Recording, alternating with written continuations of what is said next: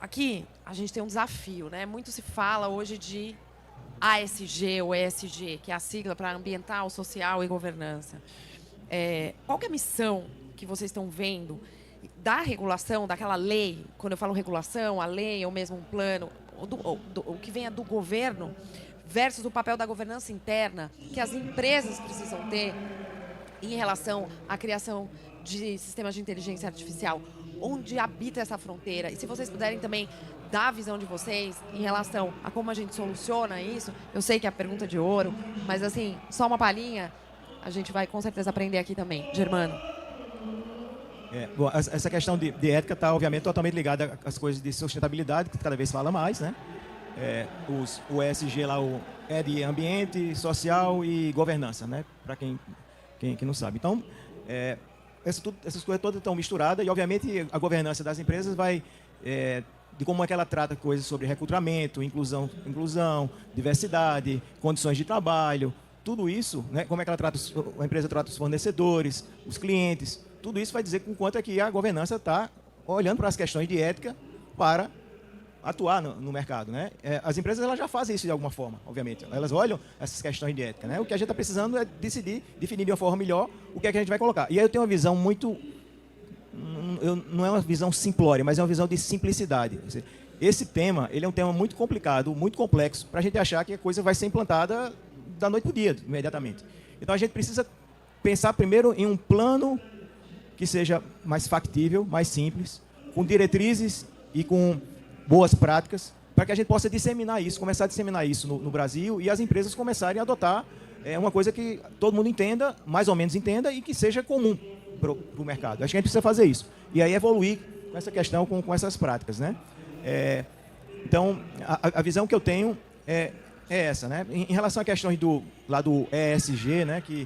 De exemplos, por exemplo, eu vou olhar até para um exemplo mais do lado social, os investimentos que têm sido feitos, né? Ou que vão aumentar, por exemplo, em sistemas de antifraude, sistemas para evitar o desperdício, porque também as questões dentro da empresa de como é que você trata lixo, como é que você trata água, como é que se procura a emissão de carbono, tudo isso está ligado, né? Essas questões de ética, essas questões de sustentabilidade. Então, esses sistemas que têm tomado cada vez mais investimento também têm uma contribuição, já dão uma contribuição social, né? Os sistemas anti-lavagem de dinheiro, por exemplo, né? A sociedade toda ela paga pelas fraudes, ela paga pela lavagem de dinheiro, os bons pagam pelos maus, pessoal. Não sei se todo mundo está atento a isso, mas na hora que você tem um preço lá, um produto lá, num cartão de crédito precificado com determinada taxa de juros, está colocado ali, embutido ali, a situação das fraudes que acontecem e que precisa as outras pessoas pagarem por isso. Então é a história dos bons que pagam por maus.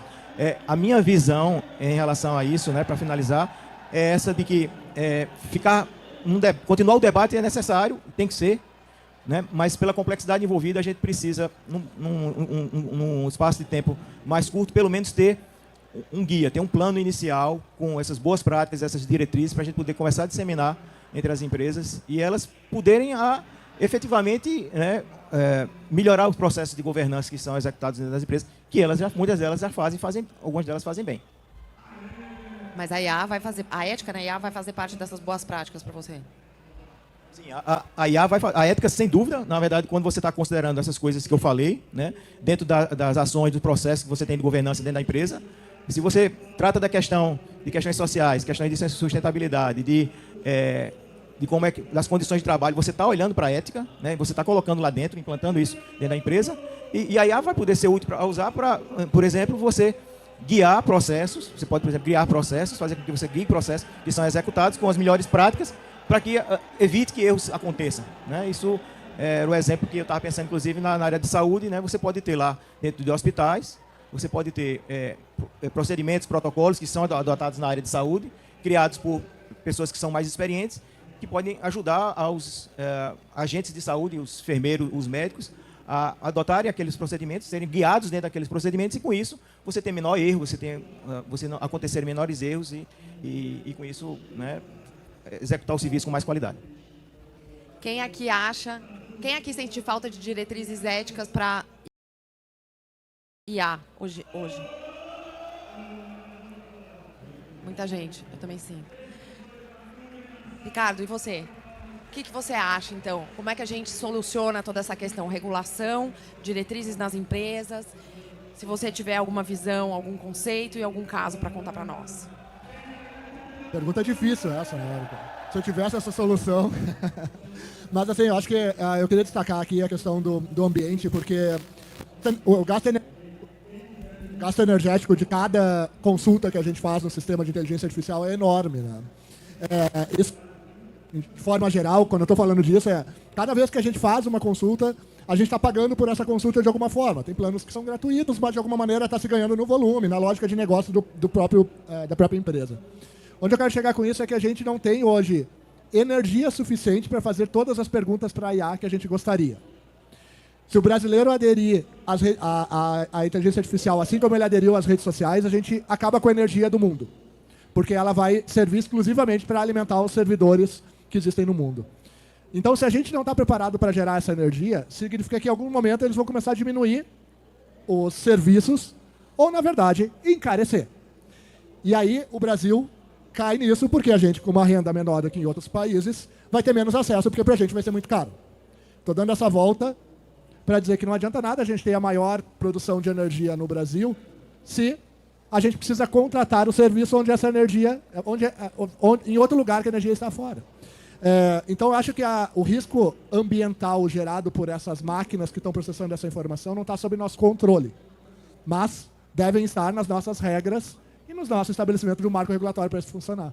A questão que eu queria destacar é que não é por não estar no nosso controle e gestão que não significa que a gente não precisa estar apontando uma luz vermelha para isso, ou atento para isso estar acontecendo, porque esses servidores, esses sistemas, essas máquinas que estão processando essa quantidade de informação, eles vão custar mais caro. A partir de agora, a gente vai precisar de alguém que nos ajude a dizer, não, peraí, o Brasil tem direito a um lote de servidor, porque senão a gente está correndo risco de, inclusive, estar fora dessa briga. Então, acho que como é que tem uma diplomacia da inteligência artificial no mundo para que alguém diga lá no mercado internacional que a gente quer participar com uma cota, como a gente até foi colocado antes, porque a gente quer participar disso. Então, quem que está participando dessa discussão? Então, a gente vai ter que ter esse diplomata que vai representar o debate da inteligência artificial lá fora. O empreendedor brasileiro é quem, sim, liderou nos últimos anos o debate com relação ao uso de tecnologias, né? Desenvolvendo tecnologia local, vendendo business, negócios para fazer isso. Mas acho que quando a gente vai para a questão de ambiente, meio ambiente, a energia talvez seja o nosso principal ponto de atenção. E talvez a gente não esteja percebendo, porque a gente fica com a impressão, por a gente estar produzindo energia, que a gente está consumindo ela. E não é isso que está acontecendo. A gente não está usando a nosso favor essa tecnologia. Bom, vou só complementar, acho que faz total sentido as colocações. Um ponto que eu acho que a regulação contribui nesse contexto, ela acaba pressionando as empresas a estabelecerem uma governança mais controlada. O que eu quero dizer com isso? A gente pega, por exemplo, a Europa, que acabou de entrar em vigor. A gente já deve ter feito mais ou menos quase perto de uma centena de projetos com clientes para estabelecer um modelo de governança para uso responsável de IA nas organizações.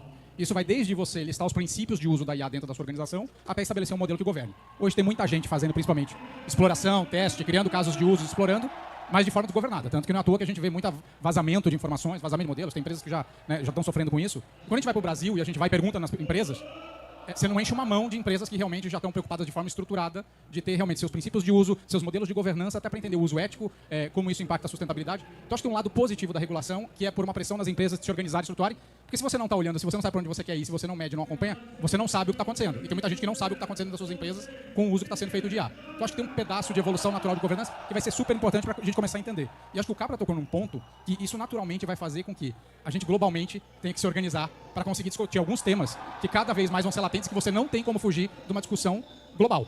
Porque o uso daqui, ele vai impactar, né, o consumo lá, que provavelmente vai impactar a gente mesmo aqui, né, na venda de energia ou no consumo. Então, eu acho que cada vez mais a gente acaba entrando num ciclo que a gente não foge de como cada vez mais ter uma regulação, talvez não seja a melhor palavra, global, para coordenar, ou pelo menos a coordenação desses temas que vão afetar a vida de todo mundo. Esse ponto é super importante, né? Essa regulação global, eu acho que o único país que está fazendo essa consulta social, pelo menos até agora, somos nós. Então, já achamos o nosso caminho também de como contribuir nisso. Somos o